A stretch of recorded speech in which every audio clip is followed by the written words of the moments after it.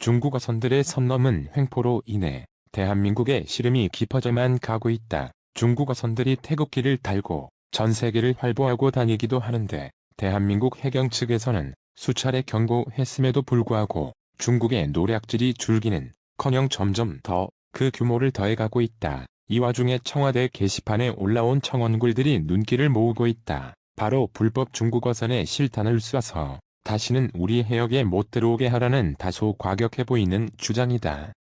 해당 청원을 살펴보자면 우리나라는 중국에게 너무 무르다. 우리나라에서 제품을 만들면 중국에서 모양만 비슷한 짝퉁을 만들어도 우리나라는 항의하지 못한다. 백날 고무탄 쏘면 뭐하나. 해경이 백날 쪼잡아봐야 중국 어선들은 우리 해경을 만만하게 본다. 중국 놈들에게는 해경이 아닌 해군이 출동해야 한다. 가끔 공군이 중국 근접까지 전투기를 몰고 가서 시위도 해야 한다. 일본도 우리나라 독도에 전투기도 보내고 순찰선인가 뭔가 하는 배도 보내지 않는가. 노하우를 쌓아서 일본도 중국도 우리 영해를 침공하지 못하게 시위를 해야 할 것이라는 주장이다. 과연 대한민국이 정말 해당 청원의 주장처럼 중국 어선들에게 실탄을 발사할 수 있을까?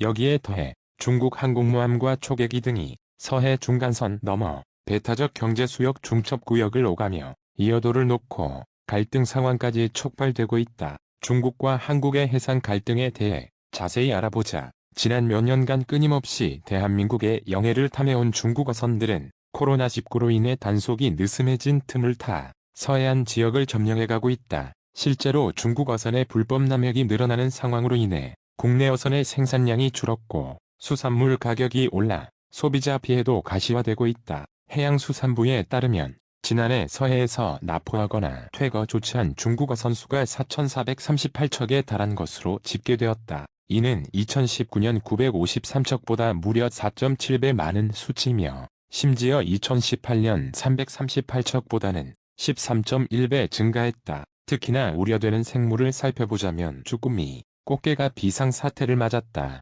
보통 쭈꾸미 같은 경우 이맘때면 하루에 20톤씩 나와야 하는데 지금은 채 2에서 3톤이 안 나오고 있고 킬로그램당 2만원의 시가를 형성하고 있는데 만약에 이 상태에서 소비가 살아나면 2배의 가격으로 폭등할 것이라는 분석이 나오고 있다. 꽃게도 마찬가지다. 이들 중국 어선들의 배타적 경제수역 출현은 꽃게철에 더욱 몰리고 있어 강력한 단속이 요구되고 있다. 실제로 같은 3년간 봄과 가을 꽃게철에 나타나는 중국 어선은 전체 출현 중국 어선의 약 65%에 해당하는 수치로 대한민국 국민의 밥상에 올라가야 할 꽃게들이 중국으로 넘어가고 있는 실정이다. 통계청 국가통계 포털에 따르면 고등어, 삼치, 대구, 넙치 등의 생선 생산량이 최근 크게 줄었다. 고등어가 2019년 10만 1121톤에서 지난해 7만 7401톤으로 23.4%가량 생산량이 줄었고 삼치도 같은 기간 12.9% 생산량이 감소했으며 대구 또한 42.2%, 넙치는 22.5% 줄었다. 이들이 이용하는 방법은 일명 쌍타망 어선으로 어선 두 척이 일정 간격을 벌려 바다에 그물을 투하하고 저속으로 항해해 그물 속으로 물고기가 들어가도록 해서 한 번에 긁어간다는 것이다. 우리나라뿐 아니라 전 세계에서 지탄받는 중국의 불법 조업은 크게 세 가지 특징을 가지고 있다. 첫째, 지역을 가리지 않고 생물이 있는 곳이라면 바다 끝까지 찾아간다는 것이다. 중국은 약 17,000척까지 추정되는 세계 최대 원양어업 선단을 보유하고 있는데 이 중에 무려 12,000척이 중국 이외의 타국 해역에서 조업 활동을 벌이며 이는 세계 공해상 어획량의 약 35%를 차지하고 있다. 심지어 세계적 해양 생태계 보존 구역인 갈라파고스 해역까지 들어가 멸종위기 어류와 해양 생물의 씨를 말리고 있어 우려를 낳고 있다. 두 번째는 해군 및 해경과 연계된 준군사 조직인 이른바 해상민병이 동원되는 행태를 보이고 있으며 이들의 정체는 사실상의 준군사 조직체로서 제3의 해상군병력으로 인식되고 있다는 점이다. 세 번째는 중국의 중앙정부 관여 및 개입 하에 이루어진다는 점으로 보조금 지급과 지휘 형태로 나타난다는 점이다. 중국은 1980년대 이후 국가 현대화의 기치 아래 해양강국 목표를 설정하고 어업을 국가의 정치 전략적 이해와 연계시켜 보조금 지급과 정책적 지원을 통해 식량안보 확보를 추구함으로써 불법 조업을 비호하는 인식마저 심어주고 있다. 중국은 불법 조업뿐 아니라 서해상에서 군사 행동 또한 잦아지고 있어 우려를 자아내고 있다. 지난해 중국 항공모함인 랴오닝어와 산둥어가 서해 우리 관할 구역에서 약 20여 회의 해상 훈련을 했으며 함정, 항공기를 동원한 대잠수함 훈련도 약 10회에 걸쳐 이뤄졌다. 중국군이 집중적으로 움직이는 곳은 서해에 있는 한국과 중국의 배타적 경제수역 중첩구역인데 주민욱 이어도 연구회 연구실장은 한중 해양 갈등과 중국의 언론보도 분석이라는 논문을 통해 한중 간 해양 경계 획정 문제는 양국 간 극명한 견해차로 인해 가끔씩 열리는 회담만으로는 해결의 여지가 전혀 보이지 않고 있다.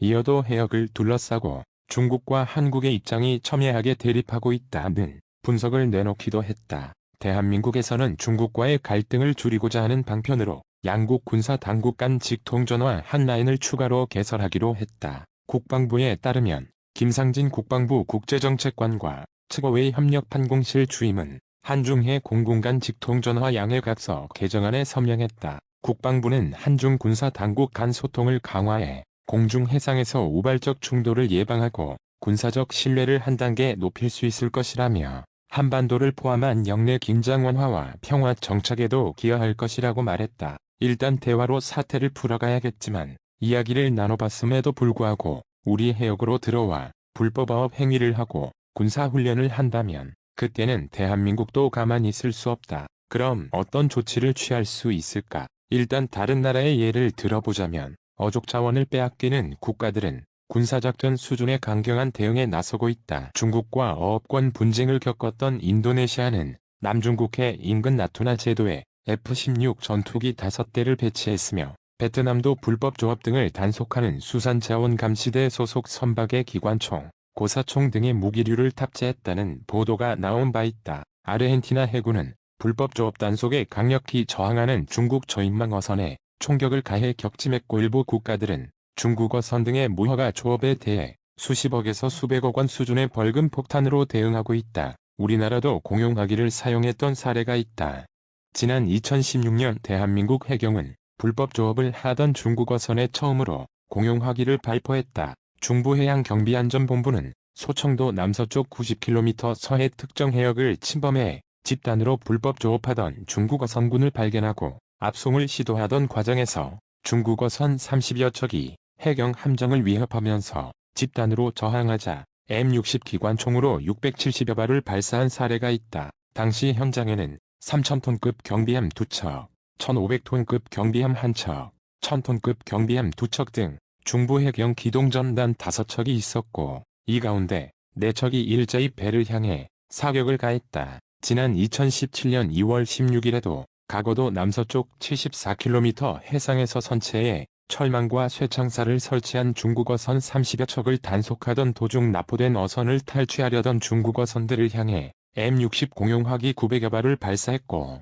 2017년 12월에도 중국 어선들이 단속 함정을 향해 돌진하자 총탄 200발을 발사했다. 해양경비법에 따르면 선박이나 범인이 선체, 무기, 흉기 등 위험한 물건을 사용해 경비 세력을 공격할 때에 개인화기 외에도 공용화기를 쓸 수 있다.